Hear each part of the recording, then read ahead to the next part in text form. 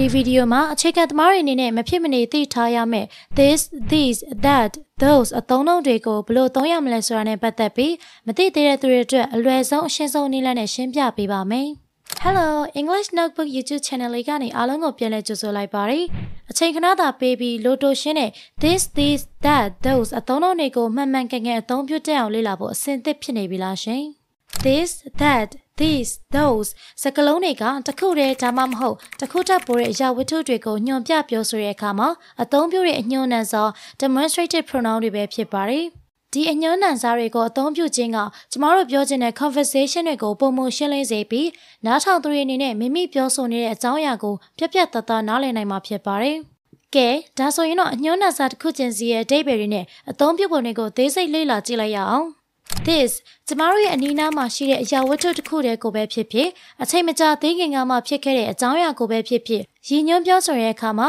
this ကိုအသုံးပြုပါတယ်။ For example, this is the school I want to ဒါငါတက်ခဲ့တဲ့အကြောင်းပေါ့ I will take this book ငါဒီစာအုပ်ကိုယူလိုက်မယ်။ That အဝေးတနေရာမှာရှိတဲ့အရာဝတ္ထုတစ်ခုတည်းကိုညွှန်ပြပြောဆိုတဲ့အခါမှာဆိုရင်တော့ that ကိုအသုံးပြုပါတယ်။အတိတ်မှာပြောဆိုခဲ့တဲ့အကြောင်းအရာတွေနဲ့ပြုလုပ်ခဲ့တဲ့အရာတွေကိုပြန်ပြောတဲ့အခါမှာလည်း that ကိုအသုံးပြုကြပါတယ်။ For example, that old man looks aggressive ဟိုနာကလူအိုကြီးကရန်လိုမဲ့ပုံပဲ I remember that movie we watched last month အရင်လကငါတို့ကြည့်ခဲ့တဲ့အဲ့ဒီရုပ်ရှင်ကိုမှတ်မိသေးတယ်။ These မိမိရဲ့နားမှာရှိတဲ့တစ်ခုထပ်ပိုးတဲ့အရာဝတ္ထုတွေနဲ့ဖြစ်ပျက်နေတဲ့အကြောင်းအရာတွေကိုညွှန်ပြပြောဆိုတဲ့အခါမှာ this ကိုအသုံးပြုပါတယ်။ These ဆိုတာက this ရဲ့အများကြီး plural လို့လည်းသတ်မှတ်လို့ရပါတယ်။ For example, these are my friends from high school ဒါအထက်တန်းကျောင်းတုန်းကငါတငယ်ချင်းတွေပေါ့ I bought these flowers yesterday ငါဒီပန်းတွေကိုမနေ့ကဝယ်ခဲ့တာပါThose အချိန်အတိုင်းအတာနဲ့ဖြစ်စေအကွာအဝေးနဲ့ပဲဖြစ်စေအဝေးတနေရာမှာရှိနေတဲ့တစ်ခုထပ်ပိုးတဲ့အရာဝတ္ထုတွေနဲ့အဖြစ်အပျက်တွေကိုရည်ညွှန်းပြောဆိုတဲ့အခါမှာ those ကိုအသုံးပြုရပါတယ်။ဒီနေရာမှာလည်း those က that ရဲ့အများကြီး plural လို့လည်းသတ်မှတ်နိုင်ပါတယ်။ For example, those puppies play a lot ဒီခွေးပေါက်လေးတွေကအရန်ဆော့တန်ကြတယ်။ I haven't seen those relatives in years အဲ့ကငါ့ရဲ့အမျိုးတွေကိုမတွေ့တာတစ်နှစ်လောက်ရှိပြီ။